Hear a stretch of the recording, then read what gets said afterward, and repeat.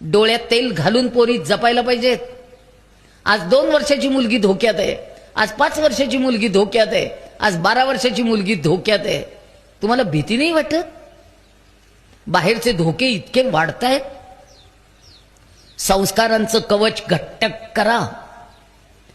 मी मोठी झाल्यावर माझ्या आईने मला लगेच बजावून सांगितलं होतं, घरात वावरणारे तुझे वडील, तुझे काका, तुझे मामा, तुझे आजोबा सगळे पुरुष आहेत। कुणाच्याही अंगाला फटकन जाऊन हात लावायचा नाही, वडिलांना सुद्धा नाही। माझ्या वयाच्या सगळ्या बायकांनी सांगावं, आपण कधी वडिलांच्या अंगाला हात लावलाय? कधीच नाही।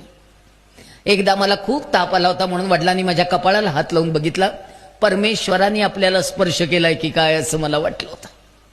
वडिलांनी मुलीच्या अंगाला फक्त एकदा स्पर्श करायचा असतो, सासरी जाताना पाठीवर हात ठेवून थोपटून म्हणायचं असतं, बेटा जा, सुखाने राहा, आम्ही आहोत तुझ्या पाठीशी। तेवढाच पवित्र स्पर्श आहे आपल्याकडे। केवढं सुंदर नातं आहे हे। सगळ्या तरुण पुरुषांनो, मुलगी पौगंड अवस्थेकडे जात असताना सारखं बेटा बेटा बेटा म्हणून तिला जवळ घ्यायची नाही। 9व्या वर्षापर्यंत कौतुक चालतं।